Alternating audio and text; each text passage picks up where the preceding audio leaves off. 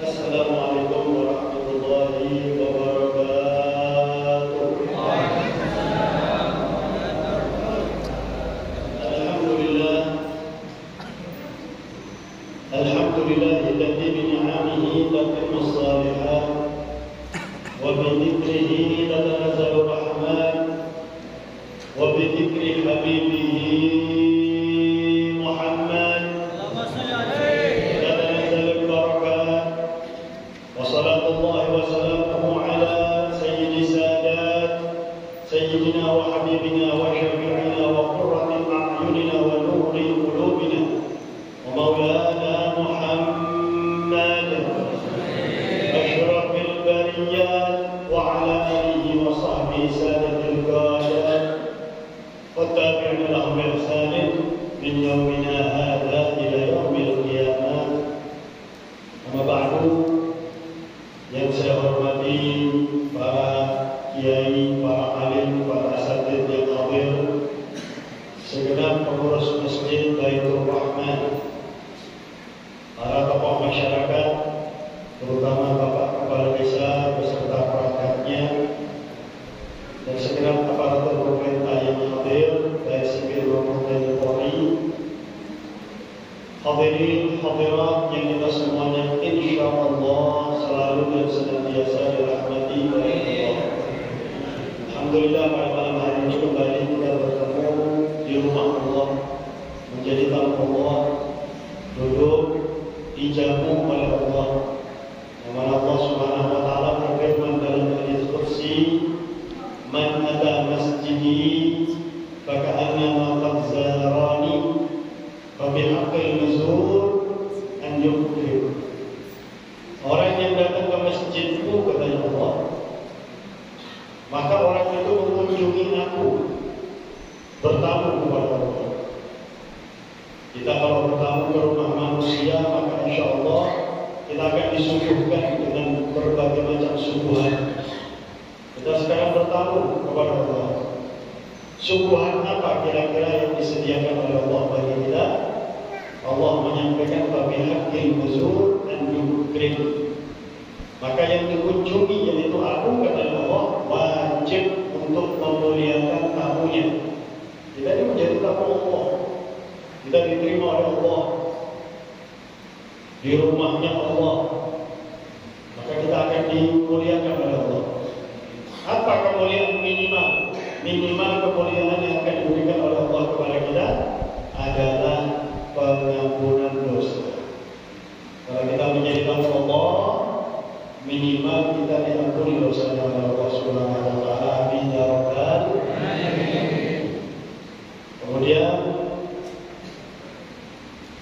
memang masyarakat Purbalasa ini luar biasa. Setiap saya hadir, setiap datang ke Bawean, diminta untuk mengisi di Masjid Baitur Rahman. Maka ini insya Allah tanda kebaikan bagi warga Purbalasa. Amin. Karena orang yang cinta majelis ilmu, cinta kepada ilmu, maka ini adalah orang yang diinginkan kebaikan pada dirinya oleh Allah Subhanahu wa taala. Kita hidup di dunia hanya sebentar. Kita tahu tetangga kita, keluarga kita yang umurnya sama dengan kita, ada yang sudah meninggal dunia. Bahkan ada yang umurnya lebih muda dari kita, sudah meninggal dunia. Contohnya saudara saya dari Abdul Qadir, insya Allah di sini ada yang lebih tua dari kakak saya tersebut. Karena beda saya sama beliau hanya 3 bulan. Dan beliau baru saja meninggal dunia. Semoga Allah merahmati beliau. Amin ya rabbal alamin. Kalau beliau memiliki kesalahan, kalau dimaafkan. Nah, kita hidup di dunia hanya sebentar. Dan kita akan mengalami hidup yang lebih lama dari dunia, yaitu alam kubur. Coba ada orang hidupnya lebih lama dari kita, namanya Nabi Nuh. Umurnya 950 tahun. 950 tahun. Ternyata beliau dikubur jauh lebih lama daripada kehidupan beliau di dunia. Ribuan tahun beliau dikubur. Padahal umurnya 950 tahun. Bagaimana dengan kita yang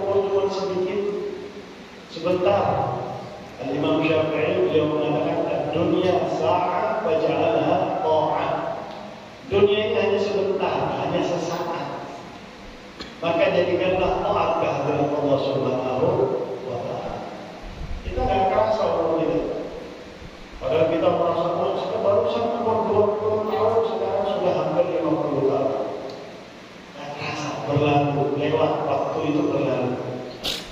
Maka jangan sampai waktu yang masih ada itu kita sia-siakan begitu saja. Kita ngambil bekal untuk akhirat, ngambil bekal untuk akhirat, ngambil bekal untuk kematian, kita bakal mati, ngambil bekal supaya mati dengan cara yang baik. Karena disampaikan oleh Rasulullah yang utul maru ala ma'asya alaih, cara matinya orang itu tergantung cara hidup. Kalau hidup banyak taat, maka dia akan mati dalam keadaan taat. Tapi kalau hidup banyak maksiat, meninggalkan taat, nauzubillahi min dzalik. Itu Allah memberikan pilihan kepada kita, bebas. Mau menikmati dunia ini boleh, nggak ada larangan menikmati dunia asal di jalan yang halal. Makan makanan yang halal, minum minuman yang halal, mau jalan-jalan yang halal. Betul. Jangan jalan-jalan ke tempat maksiat yang sudah dilarang oleh Allah Subhanahu wa Ta'ala. Nah, salah satu bekal yang paling berharga adalah majelis ilmu. Majelis ilmu.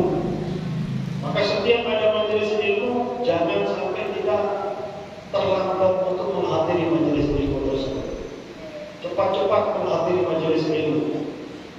Siapa yang lebih duluan hadir, pahalanya lebih banyak. Misalnya dari sholat isya sudah di masjid ini, nunggu penceramahnya dapat berangkat dari pada habis isya. Jadi dari yang habis sholat isya, pahala itu tidak sudah dapat pahala menghadiri majelis ilmu. Pertama, sampaikan oleh Rasulullah, man yuridillahu bihi khairan yufaqihuhu fid-din. Barang siapa yang ingin kebaikan pada dirinya oleh Allah, maka dia akan dipahamkan akan agama. Paham agama dari mana? Kalau bukan dari majelis ilmu. Hati-hati, ada di YouTube, ada di sosmed, kadang-kadang yang menyampaikan salah. Karena kadang-kadang orang itu ilmunya tidak bersambung sanadnya kepada Nabi Muhammad SAW. Justru yang penyampaiannya salah itu banyak yang melihat, banyak orang-orang. Ini hati-hati, waspadalah. Banyak di YouTube yang bagus, banyak seperti Ustaz Buya Yahya, itu bagus. Ada juga para habaib yang lain, itu bagus di YouTube, bisa kita lihat.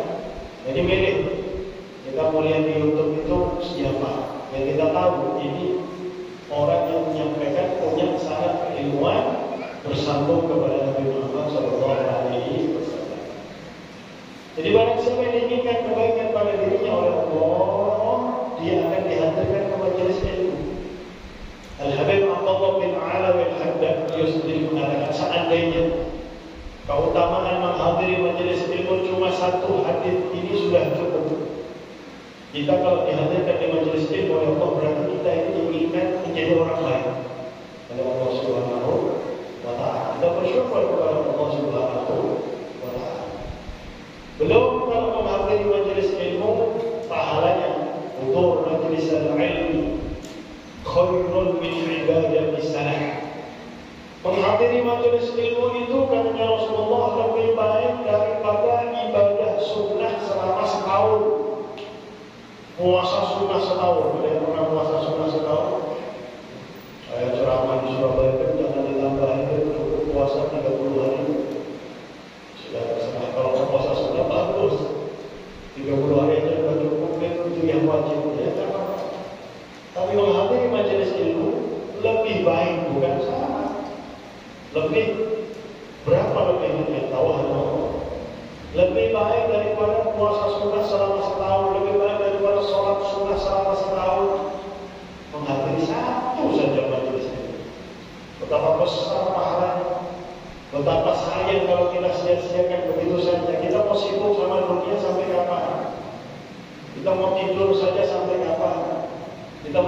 rumah saja sampai kapan? Padahal ini bekal yang berharga yang kita bawa ke alam kubur. Guru saya Habib Umar bin Muhammad bin Saleh bin Habib yang ditarik Allah, semoga Allah melanjutkan umur beliau. Beliau dalam tahun Masehi umurnya sekarang 60 tahun. Kalau tahun Hijriah umurnya 63 tahun. Nah, setiap 30 tahun itu tambah setahun, bedanya setahun antara Hijriah sama Masehi. Berarti 62 tahun. Nah, beliau mengatakan orang yang sudah meninggal dunia, sudah mati, seandainya orang itu dihidupkan lagi oleh Allah, niscaya mereka akan mencari majelis ilmu. Kenapa? Begitu dia meninggal dunia, begitu dia dikubur, dia pernah hadir majelis ilmu, dia tahu betapa besar pahala menghadiri majelis ilmu, betapa besar. Maka kalau seandainya dihidupkan lagi oleh Allah, mereka akan berbondong-bondong mencari majelis ilmu. Tapi sudah meninggal dunia, nggak bisa hidup lagi. Nggak bisa hidup lagi. Kita yang masih hidup inilah yang kita pergunakan kesempatan ini sebaik-baik. Di hadis yang lain, Rasulullah menyampaikan, "Hudur majelis al-ilmi khairun min ibadati alfi, khairun min salati alfi rakaat." Menghadiri satu majelis ilmu lebih baik daripada sholat 1000 rakaat. Kenapa? Karena kadang orang sholatnya nggak sah karena sholatnya tanpa ilmu. Kadang orang ibadah kadang-kadang tanpa ilmu. Wa man bi ghairi ilmin ya'malu a'maluhu mardudatun la tuqbalu. Barang siapa yang ibadah tanpa ilmu, ibadahnya ditolak, tidak diterima oleh Allah Subhanahu wa taala.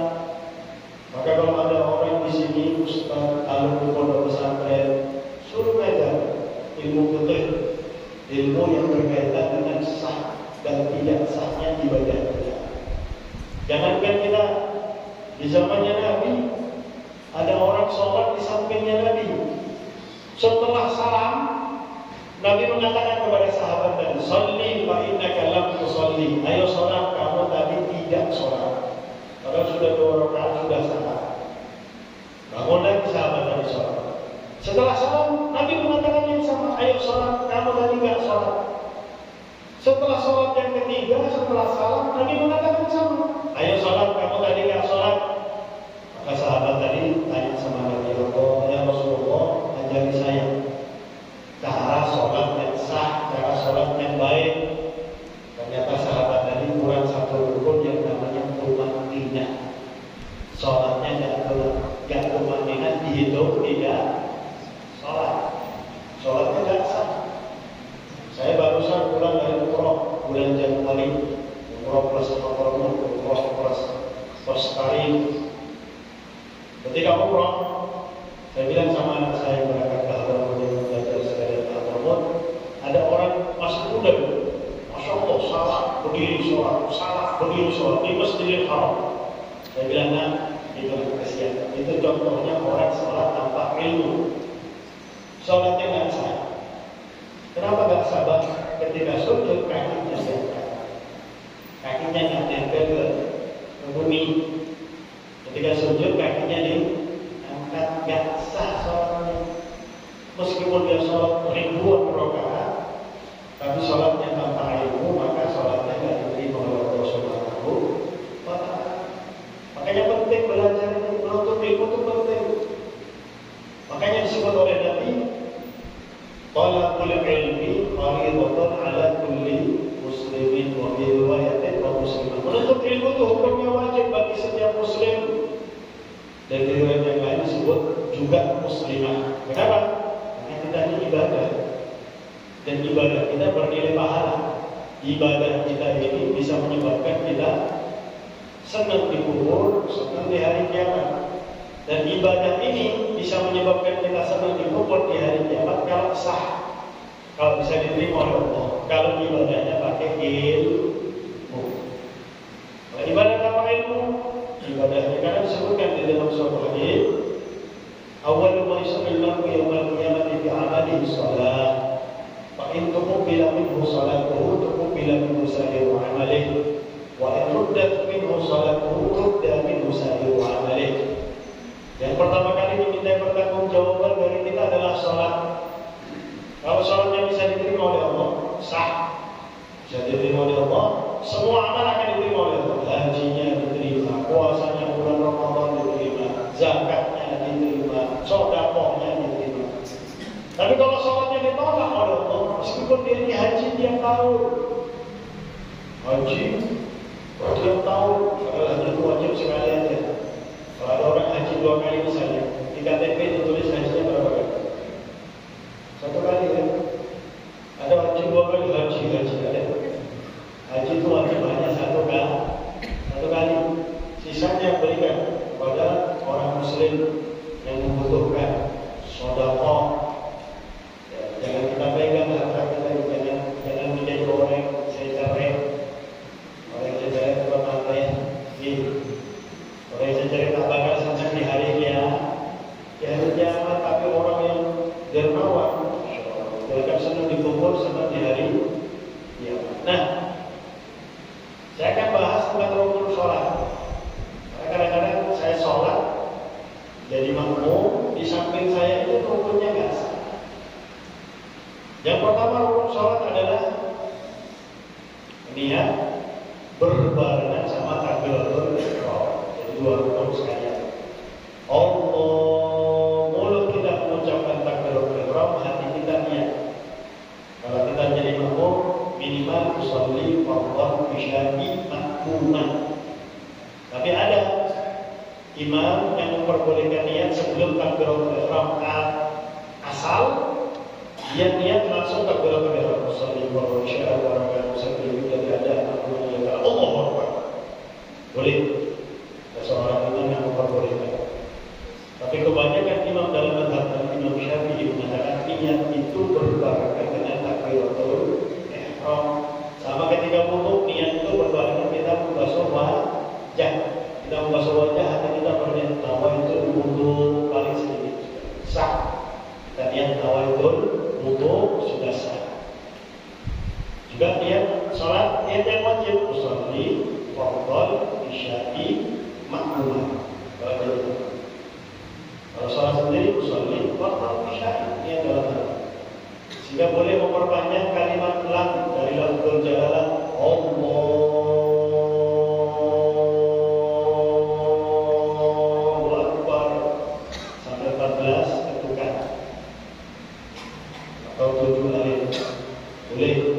Karena itu disebut mahallun niyat. Karena itu tempatnya niat. Tapi jangan dihitung. Kalau saya perkirakan saja. Karena cukup kita usolli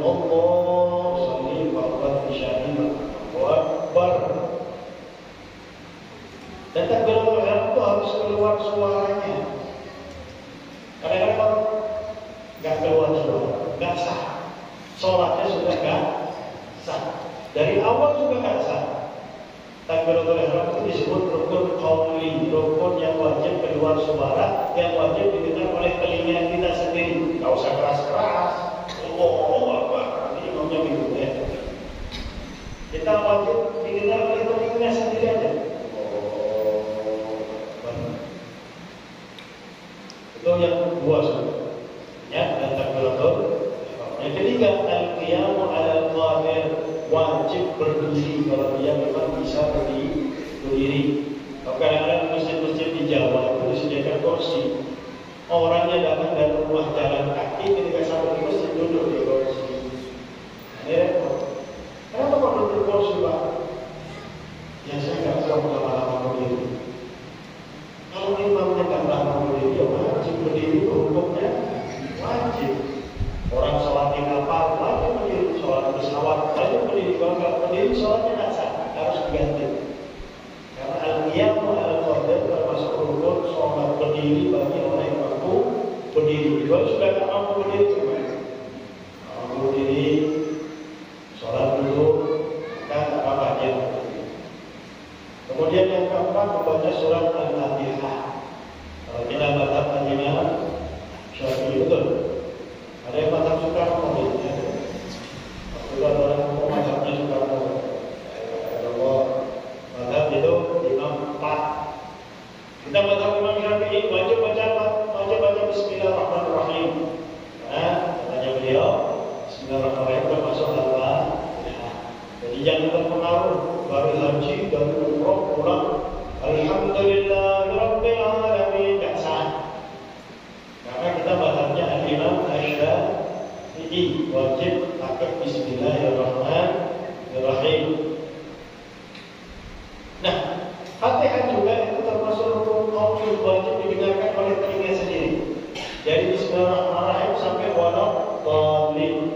Suara cukup didengar oleh telinga sendiri, tidak usah keras-keras.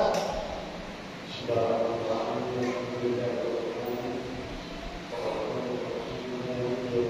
hanya cukup didengar oleh telinga. Sudah apa? Kemudian apa? Rukuk wa tumaninah. Rukuk tumaninah. Semua anggota tubuh akan bergerak dengan hitungan paling sedikit subhanallah. Diam. Subhanallah. Kalau dibaca subhanallah 3 kali itu nggak perlu dikeraskan suara, perlu dikeluarkan suara nggak apa-apa. Tapi kalau dikeluarkan lebih bagus membantu kita khusyuk. Kalau ini nggak keluar suara, nanti yang kepikiran tubuhnya, pasarnya, barang dagangannya, ya. Waduh, nanti kapan harus bawa itu beli barang, Surabaya itu beli barang atau majelis. Surabaya itu tiap malam ada majelis, hanya dicari ada majelis di mana malam ini, ada majelis supaya dapat pahala orang biasa. 6 surat. Yang kedua adalah i'tidal tumaninah. Yang ke-8 sujud 2 kali tumaninah. Yang ke-9 duduk di antara 2 sujud tumaninah. 12. Yang ke-13 tasyahud akhir. Tasyahud akhir itu juga termasuk rukun qauli, harus keluar suara. Sampai ucapkan 2 kalimat syahadat itu harus keluar suara karena termasuk rukun qauli. 14 qu'ud, duduk di dalam tasyahud akhir. 15 sholawat kepada Nabi Muhammad SAW di dalam tasyahud akhir. Itu juga rukun qauli, wajib keluar suara, wajib didengarkan oleh telinga sendiri. Terakhir adalah salam. Salam juga rukun qauli, salam yang pertama assalamualaikum. Itu wajib didengar oleh telinga sendiri, wajib keluar suara. Baru warahmatullah yang keluar suara nggak apa-apa. Salam yang kedua yang keluar suara nggak apa-apa. Jadi rukun qauli itu ada 5: takbiratul ihram, al-fatihah, tasyahud akhir atau tahiyat akhir, sholawat kepada Nabi Muhammad setelah tahiyat akhir, Allahumma shalli ala sayyidina Muhammad, iman, kemudian salam. Assalamualaikum. 1 dari 5 itu kita salam bisa sudah berakhir salam, nggak pakai, nggak keluar suara. Nah itu nggak sah. Inilah kalau ibadah tanpa ilmu. Rugi kita, capek kita sholat. Nanti kita ngomong sama Allah, ya Allah saya nggak pernah dengarkan sholat ya Allah. Malah saya sholat tarawih 20 rakaat, malah saya sholat duha, malah saya sholat kuliah ba'diyah. Iya sholat kamu nggak sah karena kamu nggak pernah belajar, sibuk kerja aja, sibuk ngumpulin duit aja, ya. Lalu kalau ngumpulin duit ketika mati, kira-kira itu nggak duit. Ya itu dinikmati oleh ahli waris. Lebih baik kita tinggalkan yang baik. Jika kita punya duit, kita pergunakan di jalan Allah. Ada pengajian kita sudah. Maka disebutkan sedekah yang paling tinggi derajatnya sampai 900.000 derajat sedekah kepada orang yang berilmu. Dan memberikan harta kita kepada orang yang berilmu. Karena harta kita itu pasti dipergunakan untuk dakwah di jalan Allah Subhanahu wa Ta'ala. Jadi jangan sampai kita menjadi orang yang pelit. Hemat dengan hartanya, sayang dengan hartanya, mati dan ikut. Terus ketika istrinya masih cantik, dilamar sama orang lain, duit yang disayang-sayang dinikmati sama laki-laki lain, dipukul dia, gigi jari. Kenapa kok saya pelit? Kenapa kok duit tidak saya pergunakan untuk membangun jalan-jalan Allah? Kenapa duit tidak saya pergunakan untuk memberi kepada orang-orang yang berilmu? Duit saya simpan sama akhirnya dinikmati oleh orang lain. Rugi gitu. Nah, itu tentang rukun sholat. Ini ilmu. Nah, menghadiri majelis ilmu juga pahalanya khairun min iyadati alfi marid, lebih baik dari mengunjungi 1000 orang sakit. Kalau kita mengunjungi 1 orang sakit, 1 hajat kita dikabulkan oleh Allah Subhanahu wa Ta'ala. Makanya kalau ada orang sakit yang berat, tidak mau melihat orang sakit tersebut, masih sakit belum mati, masih sakit kita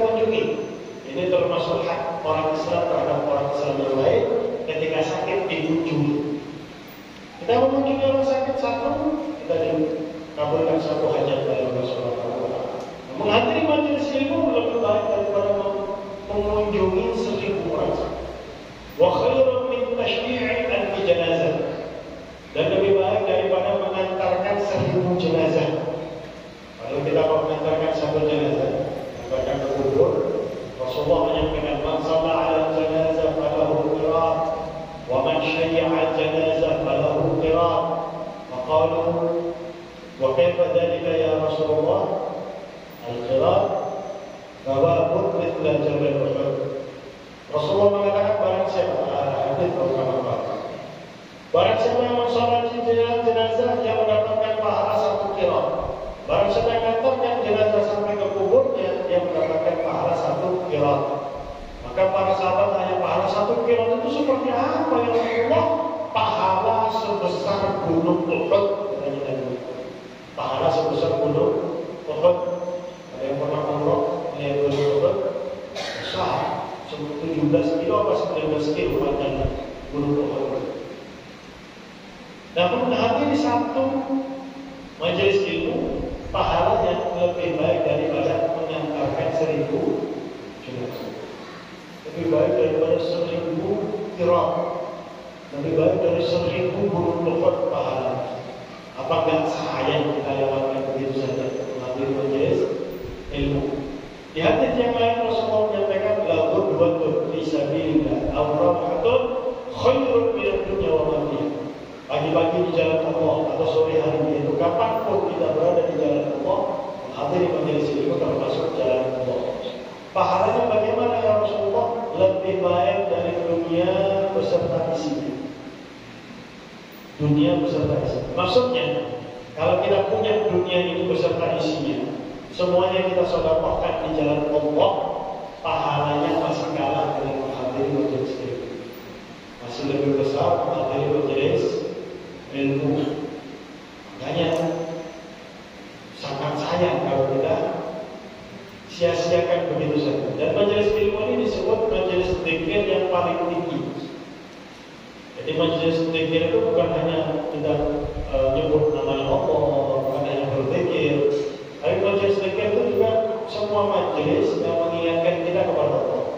Semua majelis yang membuat kita dekat sama Allah itu namanya majelis zikir. Dan para ulama menempatkan majelis ilmu itu sebagai majelis zikir yang paling tinggi, paling utama. Itu majelis zikir. Sehingga di hadis Rasulullah menyampaikan, inna lillahi malaikatan siyahiyyin. Sesungguhnya Allah memiliki malaikat yang selalu berjalan keliling malaikat, keliling dunia. Apa tujuannya dia keliling? Yang kami sudah majelis zikir, mencari majelis zikir. Kalau sudah dapat majelis zikir, malaikat itu duduk. Majelis zikir yang paling tinggi adalah majelis ilmu. Setelah selesai, di malaikat memanggil kita, meskipun kita tidak mendengarkan. Maghfurun lakum qad fudilat sayyi'atukum wal hasanat.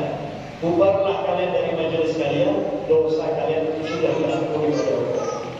Bahkan kemaksiatan yang kalian lakukan telah dirubah menjadi kebaikan dan mendapatkan pahala. Subhanallah. Majelis ilmu ini luar biasa. Setelah selesai, malaikat itu kembali kepada Allah, lapor. Dari wajadna ibadah. Bagaimana engkau mendapati hamba-hambaku yang limunan wajibuna wasabbihuna, mengagungkan engkau ya. Di majelis itu mereka diingatkan tentang engkau ya, diingatkan tentang syariatku ya. Apakah mereka hal tahu ya, apakah mereka melihat aku? Enggak ya.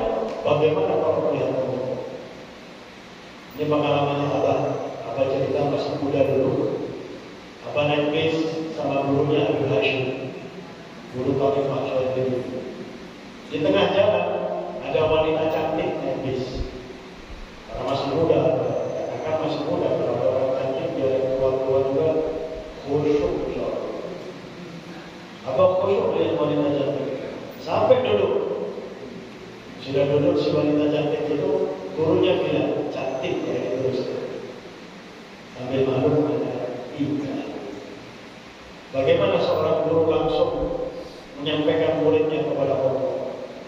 Ini baru makhluk terus. Sudah indah. Bagaimana dengan akhlak? Bagaimana dengan hukum?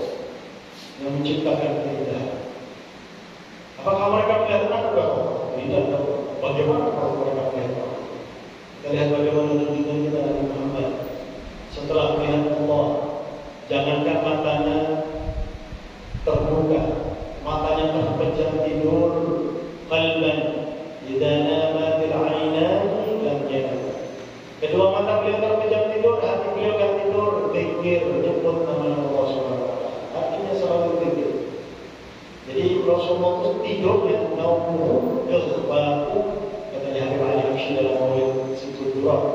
Tidurnya Nabi Muhammad itu sadar. Kenapa? Karena hatinya tidur. Gak pernah berhenti tidur hatinya. Itu setelah melihat Allah Subhanahu wa Ta'ala. Jadi Nabi Muhammad matanya bekerja, hatinya tidur. Kita matanya melek, hatinya tidur. La ilaha illallah. Ini sudah melihat Allah, sudah melihat keindahan. Yang menciptakan keindahan. Kita melihat keindahannya sudah luar biasa. Saya kalau mancing melihat Masya Allah, saya bawa ini akhirnya mancing. Terus tambahin sama akhirnya. Melihat lawan subhanallah, ini tak pernah kurang. Subhanallah, ikannya dikuras saja habis-habis. Ya, memang makhluk Allah yang ini air lebih banyak daripada makhluk Allah yang lainnya. Subhanallah. Jadi menghadiri majelis ilmu lebih baik daripada sedekah dunia beserta. Kemudian Allah bertanya sama mereka, mereka yang hadir majelis itu minta apa? Minta apa gitu? Minta apa gitu? Kita surga ya Allah. Sudah lihat surga kan? Ada yang tidak tahu. Bagaimana kalau mereka melihat surga? Misalnya mereka akan obat terus ya Allah, nggak bakal buka toko sudah. Sudah lihat surga. Gak bakal pulaan Surabaya, gak bakal. Gak bakal kesana kemana, sudah ibadah saja. Kalau sudah lihat surga dan Allah Subhanahu wa Ta'ala, tempat yang sangat indah. Orang yang paling miskin di surga, orang yang terakhir masuk surga, katanya Nabi, namanya Fudalah. Ada kan kalau yang Fudalah? Ada. Kayaknya jangan sembarangan kasih nama. Kalau punya anak kasih nama. Pas kasih nama Fudalah, ini berarti yang terakhir masuk surga. Dia di neraka jahanam sendiri. Sudah tidak ada orang lagi di neraka jahanam. Oleh karena oleh diri sendiri. Maka dia bilang, ya Allah, keluarkan aku dari neraka jahanam, ya Allah. Aku cuma minta satu saja permintaan, tidak minta lagi, ya Allah. Meskipun tidak masuk surga, tidak apa-apa. Maka Allah bilang, tidak minta lagi, ya. Iya, saya tidak minta lagi. Keluarkan aku dari neraka jahanam. Dikeluarkan dari neraka jahanam, orang keluar dari neraka itu merah membara seperti kalau kita bakar karat merah. Maka dimasukkan ke Nahrul Hayat, dimasukkan ke sungai kehidupan.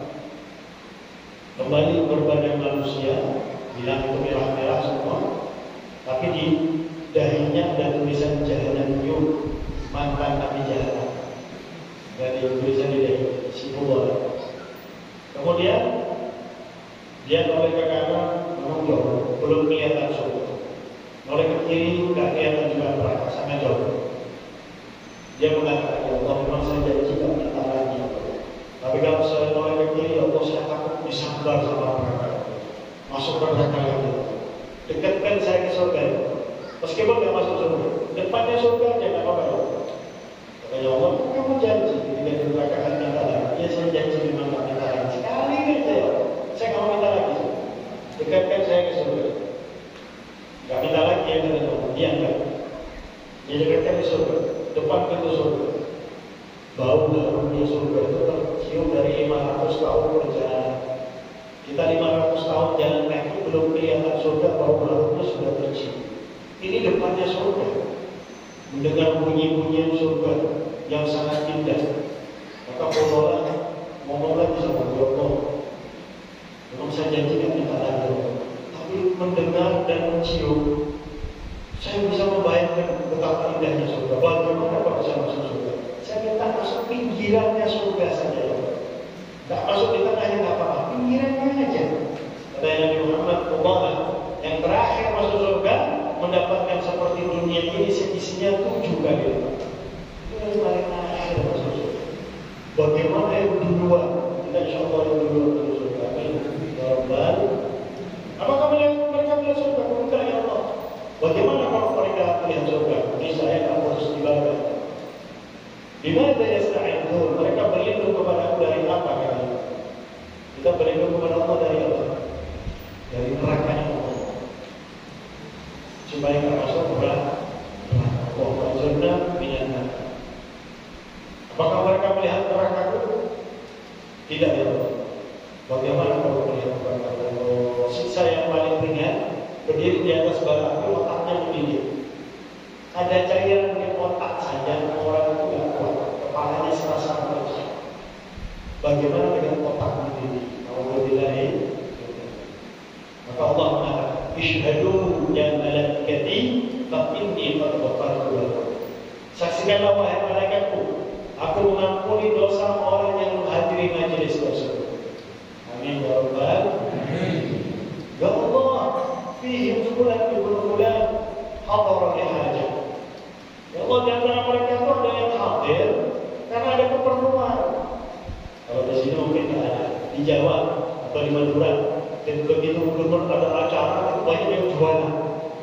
Datang hanya untuk jualan rujak, bahkan jual punya anak-anak. Ya.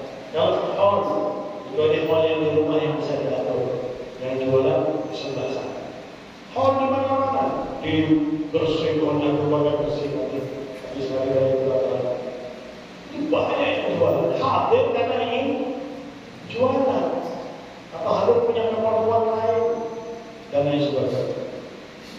Apa katanya Allah? Bahwa mereka adalah kaum siapapun yang duduk sama mereka meskipun punya niat lain, nggak bakal celaka. Dia juga diampuni dosa oleh Allah Subhanahu wa Ta'ala.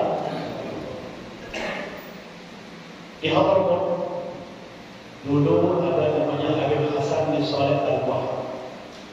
Kalau dalam manaqib Khalil bin Muhammad bin Idrus yang termasuk memberikan maqamat kewalian kepada Habib Muhammad bin Idrus adalah Habib Hasan bin Shalih Al-Bahar. Habib Hasan bin Shalih Al-Bahar ini alim dan juga ahli ibadah. Sholat malamnya cuma 2 rakaat, tapi rakaat pertama berdiri menghatamkan Al-Quran dari muda, dari bujana. Rakaat kedua membaca 10.000 daripada Qul Huwallahu Ahad. Jadi memang meskipun hanya 2 rakaat, takbirnya setelah isya, salam, setelah salam subuh. Betul-betul sholat satu malam kayak bahasa Jawa. Bahkan malam pengantin baru begitu istrinya ditinggal, nggak bisa bersama. Punya murid namanya Syekh Muhammad Al-Azam yang ngarang Maulid Azam. Jadi muridnya banyak. Itu di zamannya Habib Ali Habsyi. Dan Habib Ali Habsyi adalah muridnya Habib Hasan bin Shalih Al-Bahar. Ada orang datang kepada Syekh Muhammad Al-Azam, orang ini rentenir. Rentenir, tahu ya rentenir? Yang memberi hutang dengan bunga. Kita pinjam 1 juta, bayarnya 1.100.000. Kalau kita pinjam 1 juta, dikasih hanya 900, nanti bayarnya 1 juta. Ya, itu rentenir. Bahkan kemudian rentenir sekarang menjadi hidup, bisa mengatasi masalah tanpa masalah. Masuk ke sana sudah masalah. Karena rentenir itu diperangi oleh Allah Subhanahu wa Ta'ala. Lalu diharapkan minallah. Umumkan kepada para rentenir, mereka diperangi oleh Allah Subhanahu wa Ta'ala. Diperangi sama Allah, mana bisa menang. Tapi rentenir ini datang kepada Syekh Muhammad Al-Azam, bilang, "Ya Syekh, saya ingin tobat." Maka Syekh ini bingung. Baru sekarang ada rentenir mau tobat. Betul mau tobatnya. Kamu ingat nggak orang-orang yang kamu zalimi? Itu ketika hutang diambil lebih, ya, semua ada catatan. Kamu punya harta yang haram, punya. Kembalikan kelebihan mereka dari hartamu yang haram. Siap. Kemudian kamu sedekah. Semua hartamu yang haram sedekahkan di jalan Allah. Siap. Terus betul-betul bertobat kepada Allah, taubatan nasuha. 3 hari kemudian rentenir ini meninggal dunia. Dipanggil Syekh Muhammad Al-Azam. Melihat mukanya rentenir ini tambah bingung Syekh Muhammad Al-Azam. Kenapa? Mukanya bercahaya, senyum. Itu tanda mati dalam keadaan husnul khotimah. Ya Allah, ini rentenir tobat kok bisa mati husnul khotimah? Karena masih punya guru. Itulah pentingnya kita punya guru. Syekh Muhammad Al-Azam ini alim, akan tapi masih punya guru, gurunya masih hidup, namanya Habib Hasan bin Shalih Al-Bahar. Maka beliau datang ke Habib Hasan bin Shalih Al-Bahar menyampaikan kejadian tersebut. Habib Hasan bilang, coba ceritakan ciri-ciri orang yang tersebut, tingginya bagaimana, warna kulitnya bagaimana, tingginya sekian, warna kulitnya seperti ini ya Habib. Oh, jangan heran kalau dia tobat. Jangan heran kemudian matinya husnul khotimah. Kok bisa Habib? Ya, si rekan itu datang dari desamu namanya Ghurfah ke desa saya namanya di Asbah. Itu 5 kilo. Datang 5 kilo. Tujuannya nagih hutang. Tujuannya menagih hutang. Ketika dia datang ke rumah orang yang punya hutang, diketok, dijawab sama istrinya dari atas. Ada pertemuan, Pak, mana suamimu? Bayar hutang. Biasa orang yang hutang suka lari-lari dari saya. Itu pengalaman pribadi saya. Orang yang hutang sama saya dari corona sampai sekarang belum bayar. Lagi bulan depan terus. Ya, bulan depan masih ada terus. Mudah-mudahan kamu nggak mati jadi. Mana suamimu? Oh, suamimu lagi hadir majelisnya Habib Hasan di Allah. Karena katanya Habib Hasan waktu itu bertepatan hari Selasa. Pengajiannya Habib Hasan di itu Selasa sore. Maka yang benar ini datang ke majelisnya Habib Hasan di tujuannya apa? Lagi hutang. Dia berdiri di ujung majelis, dia cari orang yang punya hutang. Betul. Dia langsung duduk di sampingnya orang yang punya hutang. Orang itu mana? Orang yang punya hutang ini. Nanti habis majelis kita bahas. Hutang kita bahas. Habib Hasan mengatakan, tapi ketika saya lihat dia berdiri di ujung majelis, di akhir majelis, lagi mencari orang yang punya hutang, saya lihat rahmat Allah masuk ke dalam tubuh. Padahal ini hadir majelis ilmu hanya sekarang. Tujuannya lagi hutang. Tapi dapat rahmat Allah, matinya bisa husnul khotimah. Bagaimana kalau kita semangat menghadiri majelis? Bahkan kalau perlu adakan majelis bulanan, ya, undang penceramah, sediakan tiketnya, ya. Tiket PP, kasih samu, ceramah. Insyaallah datang ke tiap bulan. Kalau lagi ombak, pesawat, si tiket PP, pesawat. Insyaallah datang ke ceramah tiap bulan. Siap untuk majelis ilmu, hadir semua. Maka insyaallah kita akan memiliki berkah ini. Karena menuntut ilmu utlubul ilma minal mahdi ila lahdi. Tuntutlah ilmu dari semenjak digendong ibu sampai sebelum meninggal dunia. Terakhir ilmu yang didapatkan apa? Ketika meninggal dunia tidak lagi kita ditatbik. Kalau sudah datang kepada kamu dua malaikat, jangan takut, mereka itu hamba Allah. Kalau mereka tanya kepada kamu man rabbuka, siapa Tuhan, jawab Rabbi Allah. Itu ilmu meskipun sudah meninggal dunia. Kenapa? Ilmu itu tidak bakal habis. Kita hadir majelis ilmu tiap hari, tidak bakal habis. Saya tiap tahun guru saya datang di Jakarta, bukan kitab tidak, nggak boleh rekam sama guru, nggak boleh. Buka kitab, baca kitab, nyatat, belajar. Karena yang namanya ilmu itu nggak bakal habis kita belajar.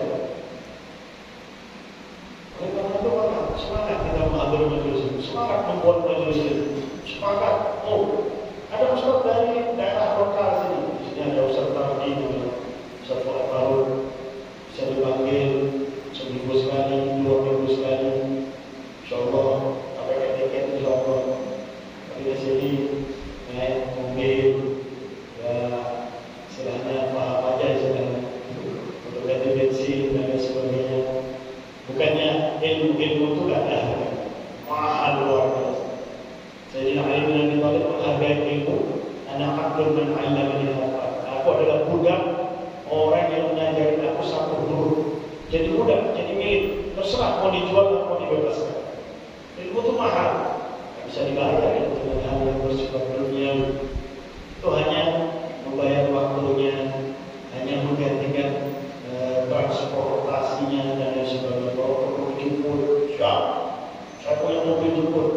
Kita kalau mobil kita pergunakan untuk jemput orang yang isi pengajian, kita juga dapat pahala. Enak orang punya mobil ini sebenarnya. Cukup dia jaga mobil, cukup dia nyetirkan, cukup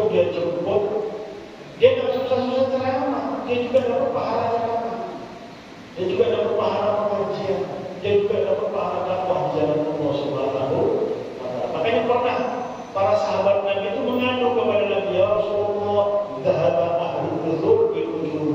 Ya Rasulullah, orang kaya ini banyak pahalanya. Oh, dari mana? Mereka sholat seperti kami sholat, mereka puasa seperti kami puasa, mereka jihad seperti kami jihad, tapi kami tidak mampu menyaingi ibadah mereka yang namanya sedekah. Kami miskin, sedekah pakai apa ya Rasulullah? Kita pakai senyum, sedekah. Kami nggak bisa sedekah dengan harta ya Rasulullah. Kalah sama orang kaya. Kami jadi orang kaya jangan sampai pelit, jangan sampai terpekik, karena harta tidak dibawa tidak dibawa. Harta yang berharga bagi kita adalah harta yang kita sedekahkan di jalan Allah. Harta yang betul-betul kita nikmati dunia, kubur sampai akhir. Karena harta itu akan mengantarkan kita masuk ke surga Allah Subhanahu wa Ta'ala.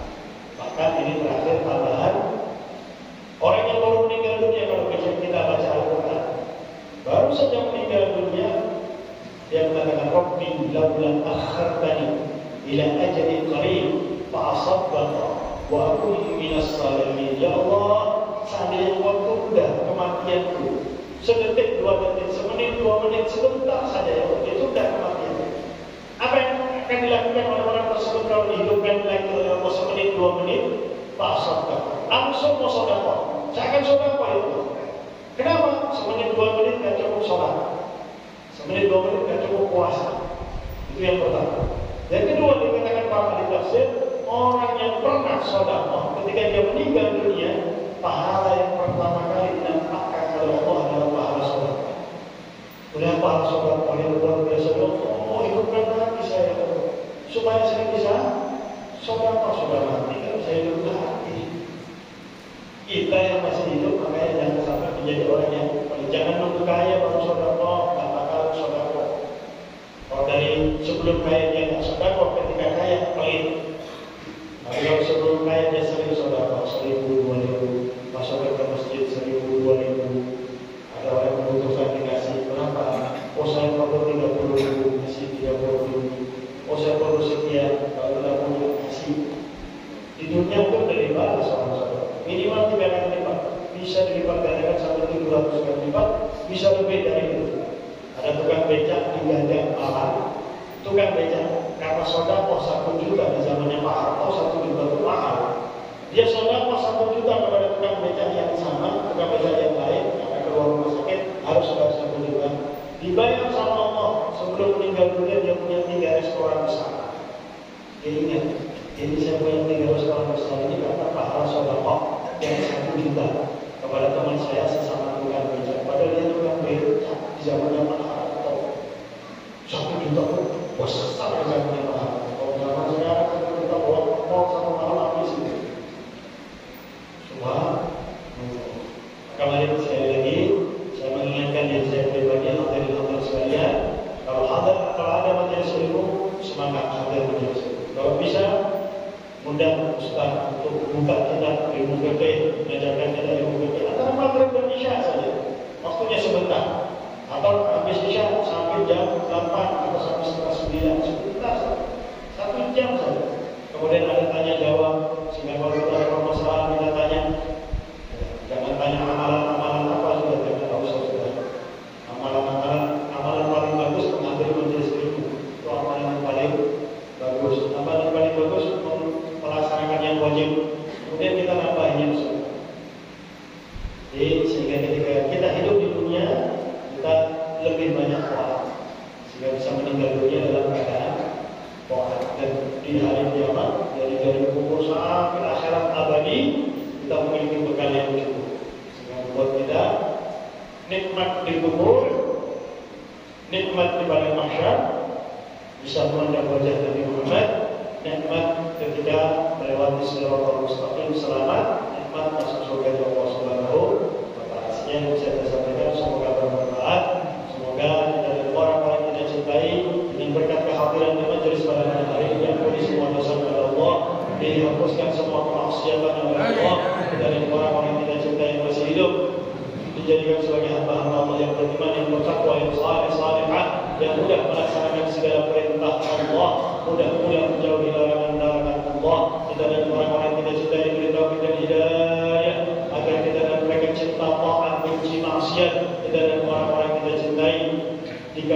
semua hajatnya oleh Allah, dimudahkan semua urusannya oleh Allah, diberi rezeki yang banyak yang halal dan barakah dari Allah, dipanjangkan umurnya di jalan taat kepada Allah, taat kepada Rasulullah dalam keadaan sehat walafiat, dan kalau sudah sampai ajalnya dicabut nyawanya oleh Allah dalam keadaan husnul khatimah. Ya Allah, biha ya Allah, biha ya Allah, bihusnil khatimah ya Allah, ya Allah, biha ya Allah, bihusnil khatimah, bijahi walid Fatimah umnun bihusnil khatimah ya Allah,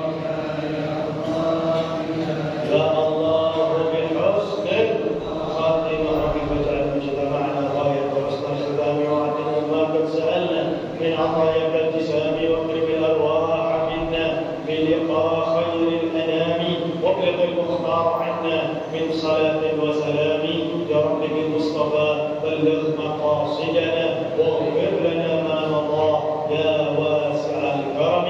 اللهم مغفرتك أوسع من ذنوبنا ورحمتك أرجى عندنا من أعمالنا.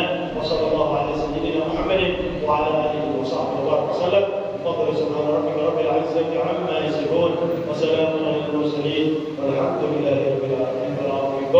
السلام عليكم ورحمة الله وبركاته.